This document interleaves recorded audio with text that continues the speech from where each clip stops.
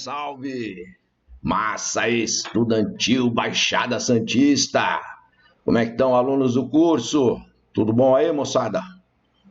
Como é que está essa quarentena aí? É quarentena, hein?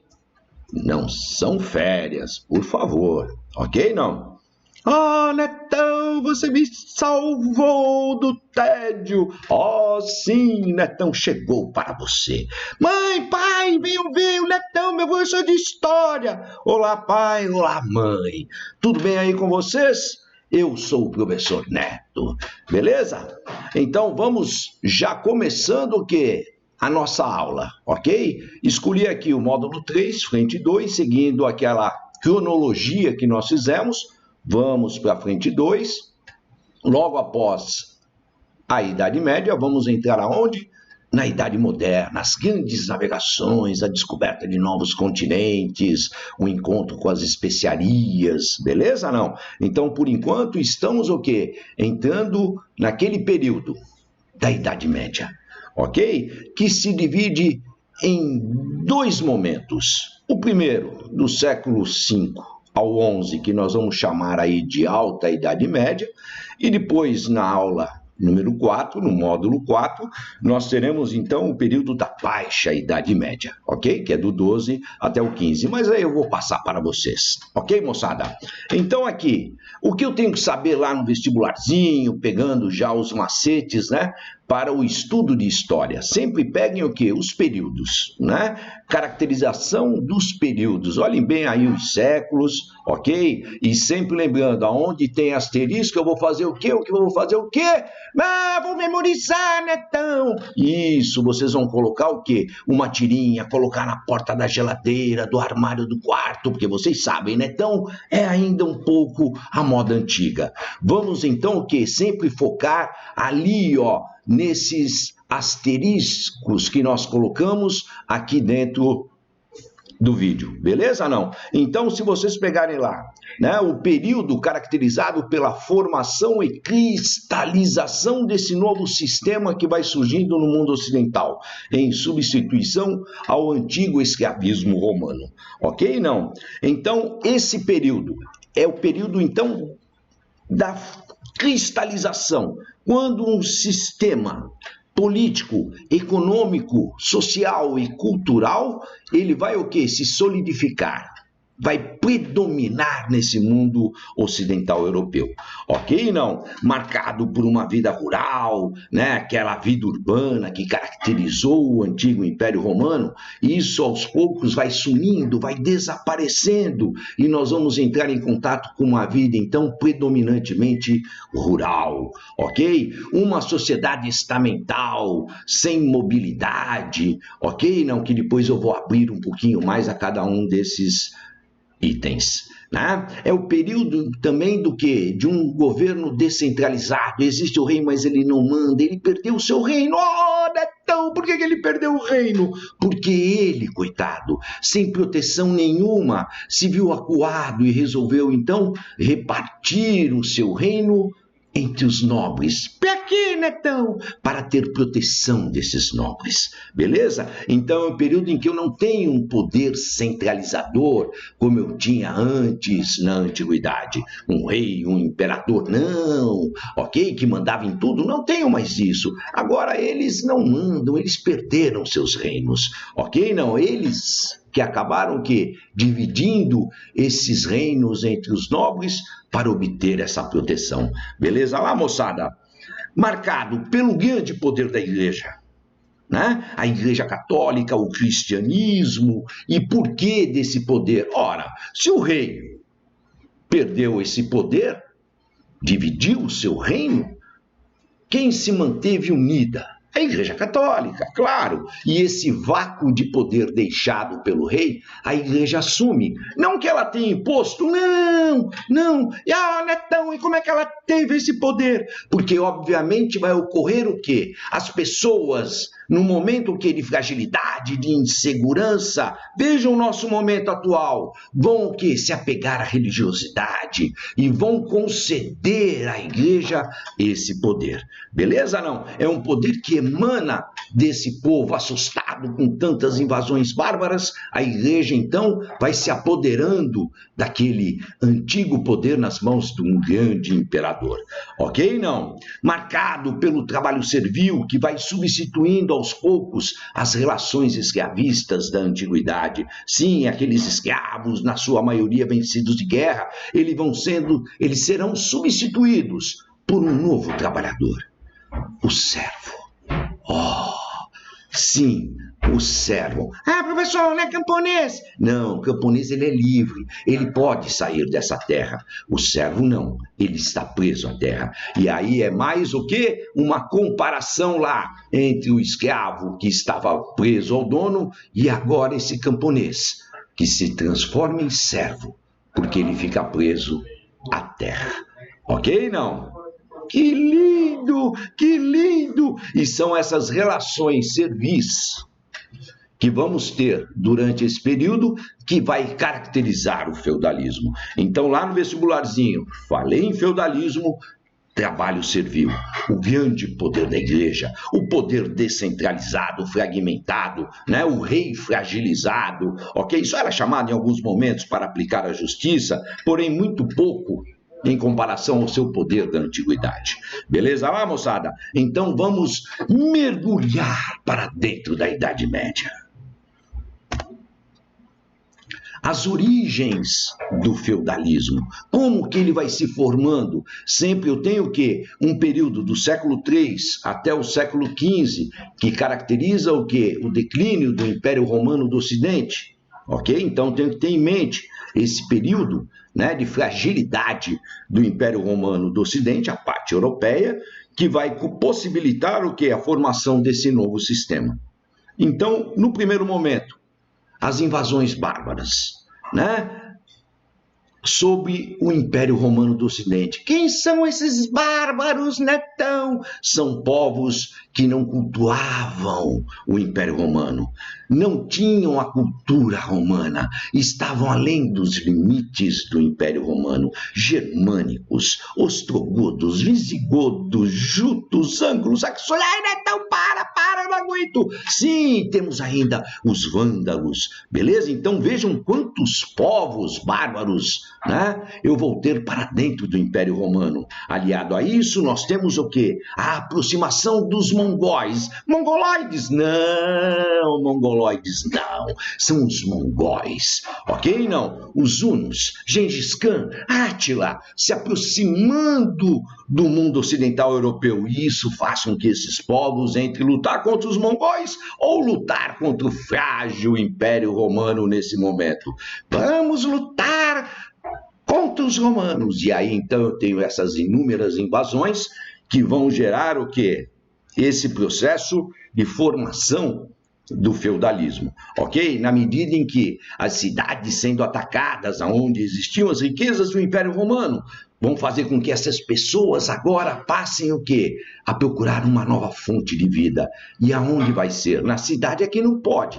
E aí eu passo a ter a fuga cada vez mais para o campo, a proteção. Oh, olhem lá os castelos medievais, beleza? Altamente fortificados. E por que dessa arquitetura? Claro, a insegurança se tornou até o século X algo que jamais poderiam pensar que iria acabar. Então vamos nos proteger, beleza? Lá não. Então eu vou colocar aqui, entre os povos que vão contribuir para a formação desse novo sistema, eu elenquei aqui os romanos, quando da crise do Império escravista, o que gera uma crise da escravidão, porque eles passam a lutar internamente, os militares romanos lutando entre si para ver quem coloca o seu general no poder do império, ok? Não, então essas lutas internas acabam levando a falta de guerras externas,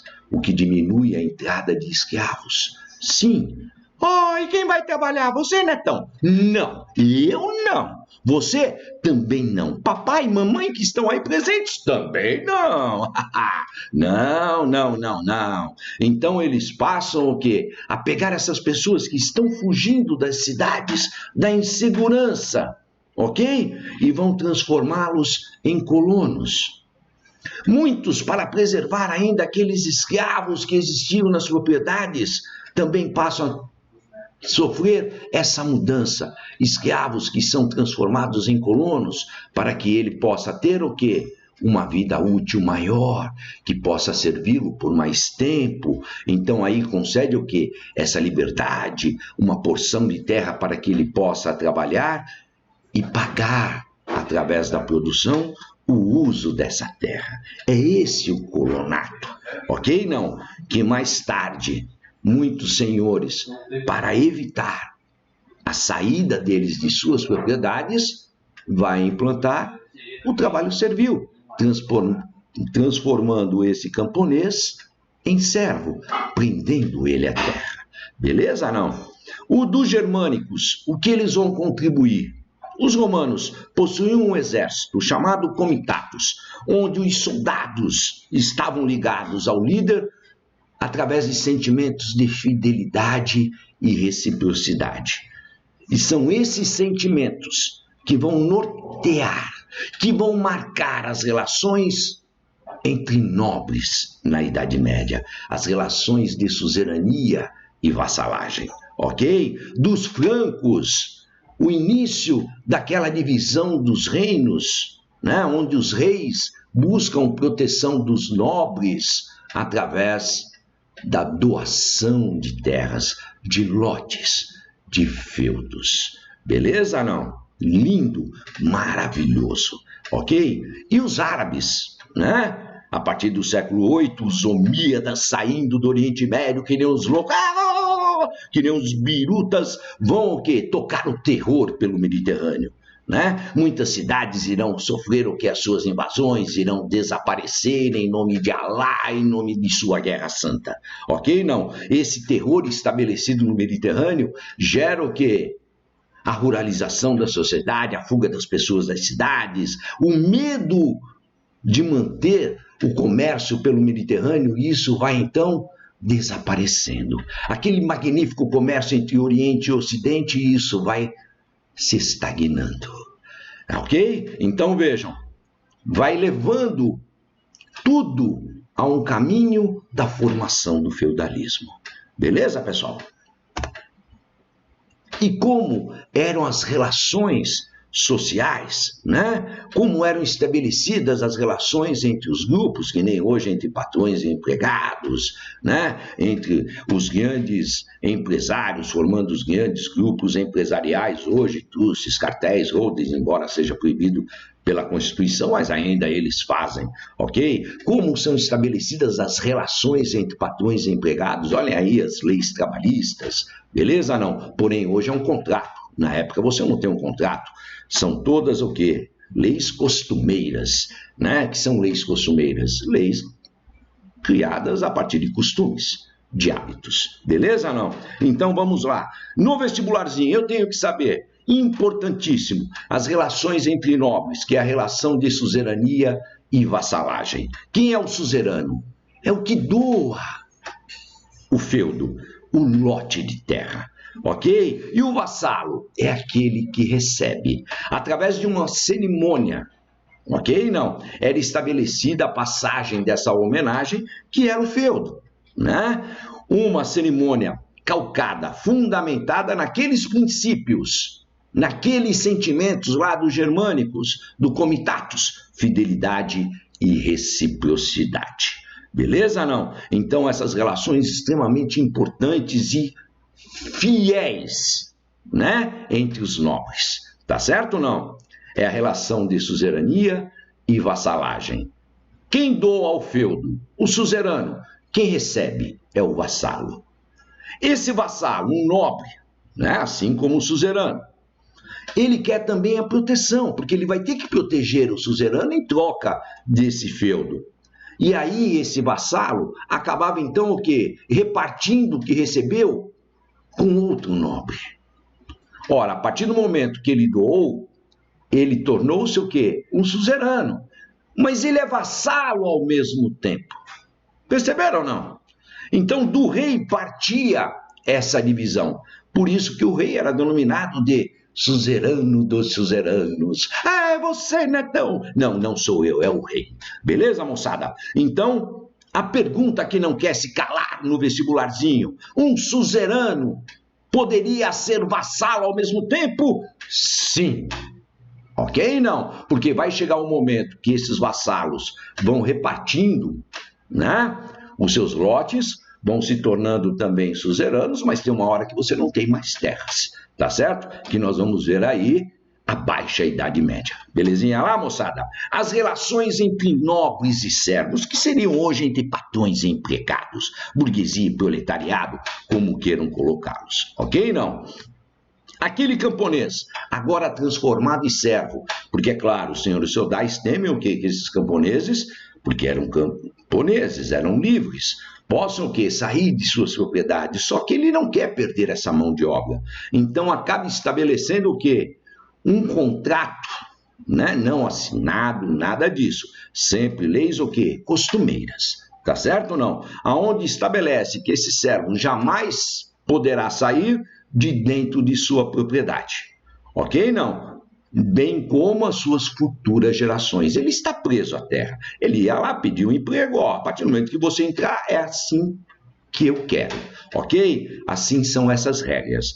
Você e suas futuras gerações terão que permanecer aqui nessa terra. E pelo uso dessa terra, você irá o quê? Pagar. Ou através de serviços para mim, ou através de produção. E aqui eu destaquei 3 tributos, 3 impostos que esses servos geralmente pagavam aos senhores, que é a talha, conceder ao senhor a metade da produção. A corvéia, ter que trabalhar 3 dias, pelo menos, da semana nas terras do senhor. E as banalidades, né? Se o servo precisasse utilizar do moinho, né? Do forno, do arado do senhor, que era difícil, o arado era mais difícil, mas se ele precisasse, ele teria que pagar também com produção, ok? Não existia também a mão morta, né? Onde aquela família que perdeu alguns entes teriam que produzir a mesma quantidade como se tivesse aqueles que acabaram de falecer. Tudo bem? Porém, esses 3 aqui para o vestibularzinho são os mais aí focados. Beleza lá, moçada? E vamos para um outro momento da Idade Média. A organização do feudo. O feudo, essa grande, geralmente, hein, gente? Feudo era a unidade de produção, é o que gera riqueza. Por isso que nós chamamos do quê? De feudalismo. Hoje, o que gera riqueza dentro do nosso sistema capitalista é capital. Daí o nome de capitalismo. Mas hoje capital é só dinheiro? Não, é tudo aquilo que me possa gerar riqueza. Uma indústria, um comércio. Oh, Netão, é isso? Isso. Feudo, durante a Idade Média, 98% era um grande lote de terra. Mas, por exemplo, né, se eu construir uma ponte sobre um rio e vou cobrar um pedágio para as pessoas que passam por ela, a ponte seria um feudo, porque me gera riqueza. Beleza lá, moçada? Então, mamãe e papai, entenderam direitinho? Vocês estão assistindo? Eu sei que vocês estão aí olhando. Ah, Netão, meu pai gostou, minha mãe também gostou. Isso, venham, chame o vizinho. Não chama vizinho, não. Agora não, desculpa. Corta. Brincadeirinha, beleza? Não. Então, esse feudo, geralmente um grande lote de terra, estava dividido o manso senhorial, a terra do senhor, o castelo medieval, aquelas coisas todas, a produção dele no entorno, beleza? Que ele precisa também comer, tá certo ou não? O manso servil, onde vão viver os servos, e o manso comunal, que era, o próprio nome diz, é comum, tanto ao senhor quanto ao servo, que era a parte ali do bosque, beleza não? Se utilizavam de técnicas rudimentares, né? Não tinham tecnologia na hora da produção, se utilizavam de rotação trienal dos campos. Né? A cada colheita você muda um produto, um cereal ou uma outra coisa, você dá um tempo, dá aquele tempo de descanso e replanta novamente, ok? Não, que era a prática comum deles, ok? Não. A sociedade feudal, estamental, sem mobilidade, moçada, não é que nem hoje uma sociedade de classes, né? Onde você tem a mobilidade social, onde a sua condição nessa sociedade está ligada à sua condição de riqueza. Quanto mais rico lá em cima, olha o Netão lá, Netão é rico. Não, rico eu era no ano passado, agora eu sou um milionário. Beleza, não? Então, hoje, a nossa sociedade é essa, sociedade de classes com mobilidade, ok? A sua condição nela está ligada à sua condição de riqueza. Lá, na Idade Média, não. Uma sociedade estamental, onde a posição social do indivíduo estava ligada ao quê? À sua condição de nascimento. Nasceu nobre, morre nobre. Nasceu servo, morre servo. Não é rico, morre rico. Não. Né? A partir do momento que um nobre perdesse tudo, ele não vai catar latinha na praia. Eu também não quero. Eu também não. Ok? Não. Mas, ok? Assim como entre os nobres havia essa fidelidade, ok? Não. Lá embaixo, entre os servos, obviamente que está todo mundo no mesmo barco. Não posso sair, tenho que pagar esses impostos. Beleza, não? Então, a composição da sociedade feudal, não esqueçam no vestibularzinho, marquem aí. O clero é top, né? São eles que vão ter o quê? O grande poder, pela falta do poder do rei, ok? São aqueles responsáveis em orar e salvar as almas e conduzi-las ao paraíso. Netão, eu também quero, eu também estarei lá, ok? Não. Você tem o que abaixo deles? Ou abaixo ou junto, né? Nós temos o que? Aqueles que lutam, que são os nobres, é a cavalaria medieval. Aqueles que vão dar proteção, olha os senhores criando seus exércitos, né? Para se protegerem dos possíveis invasores bárbaros. E os servos, aqueles que trabalham, são aqueles que sustentam as famílias. Eu tenho também o quê? Uma pequena parte de vilões, aqueles que não aceitavam aquela vida presa ao feudo, mas muitos acabavam tendo que aceitar em parte, né? Prestavam serviços aos senhores feudais, né? Em troca de proteção na hora de uma possível invasão. São os habitantes das vilas que ficavam localizadas próximos a esse feudo, que vão sendo formadas a partir daqueles elementos que não aceitam aquele contrato, né, costumeiro de estarem o quê? Presos à terra. Ok? Não. Eu tenho os ministeriais. São os puxa-saco do Senhor. Isso. São aqueles funcionários livres do Senhor que vão o quê?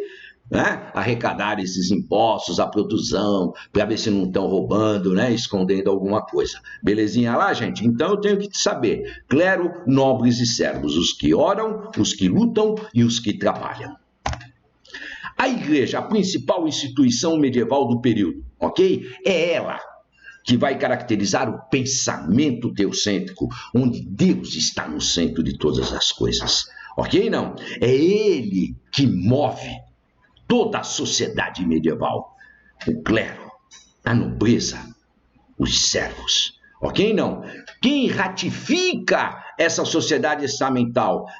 Deus fez o quê? O clero, os sacerdotes para salvar as almas pecadoras e conduzi-las ao paraíso.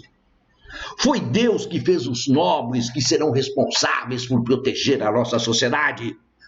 E foi Deus que fez vocês servos. Não adianta você lutar, você jamais vai ser nobre, porque Deus que fez servo. Ok? Não? Então a sociedade ratifica esses valores, colocando sempre o quê? Deus no centro de todas as coisas. E aí, é claro, né? A fé como sendo o quê? O principal agente modificador e solidificador dessa sociedade. E aí tem a sua expressão máxima, Santo Agostinho. Ok? Não. Santo Agostinho sempre desenvolvendo o quê? A fé. E sempre a fé, olha lá bonitinho, a fé seria o único meio de alcançar a verdade, sendo a razão o responsável pela comprovação dessa verdade. Prestem bem atenção nessa frase, que quando chegarmos na Baixa Idade Média. Eu vou falar mais sobre isso comparando com quem?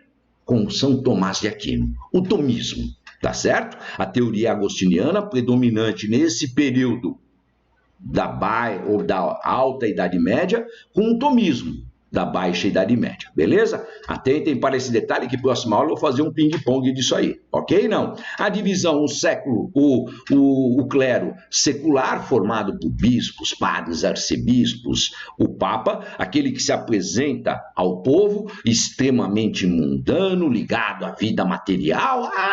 Então, que igreja? A igreja medieval é danada nesse período, ok? Não. E por isso que vão surgir pessoas que querem participar da igreja, mas não compactuam com essa demonstração de ganância, né?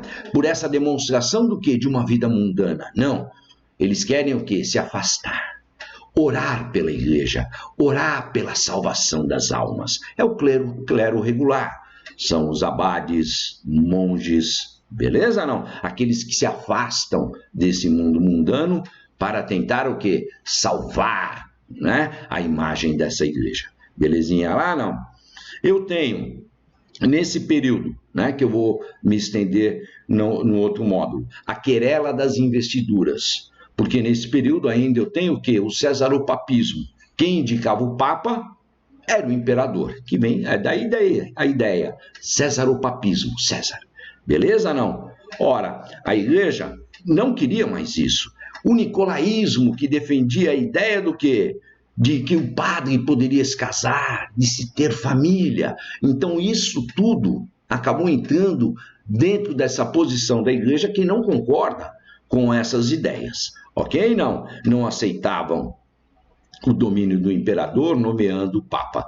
Por isso que através da concordata de Worms, né, a igreja ficou responsável em conceder ao papa o poder espiritual e o imperador o poder material. Beleza, não? Então, através da concordata de Worms, a partir de 1122, a igreja é a única responsável, certinho ou não, em nomear o papa através do Colégio de Cardeais, criado lá no século XI com o mosteiro de Cluny. Beleza, não? Qualquer dúvida aqui, né, sobre a igreja medieval, porque eu quero que o vídeo não fique tão extenso e etc. Coloquem as dúvidas, mandem para o Netão. Netão, eu tenho dúvidas. Isso, anotem as dúvidas. Meu pai tem dúvida, anota a dúvida do papai. Mas meu também tem. Põe, da vovó tem. E do Totó? Não, Totó não, aí também é demais, né, moçada? Ok? Então, essa aqui é a nossa aulinha. Tentem fazer os exercícios lá, né, do livro, que aí na próxima aula, no módulo 4, eu vou colocar aqui já para vocês em slides os exercícios já comentados, já resolvidos, beleza? Porém, não vou explicá-los, tá certo? Não, já vou deixar gravadinho aí bonitinho, para a gente ganhar tempo, para não ficar algo longo, porque vocês, obviamente, vocês são muito ocupados, vão ter que sair agora, tem que ir ao shopping, não é isso, não? Tô brincando. Não estou brincando não, tem alguns que se aventuram aí pelas ruas, não é isso não? Moçada, vamos lá, logo logo estarei pertinho de vocês, beleza? Um abração do Netão para toda a família aí nesse momento difícil, vamos superar com certeza, ok? Aguarde a próxima aula, hein? Chame lá o papai, mamãe, o irmãozinho, minha tia, se tiver aí, chamem todos, né, para assistir aula de história. Beleza, moçada? Um abração e até mais.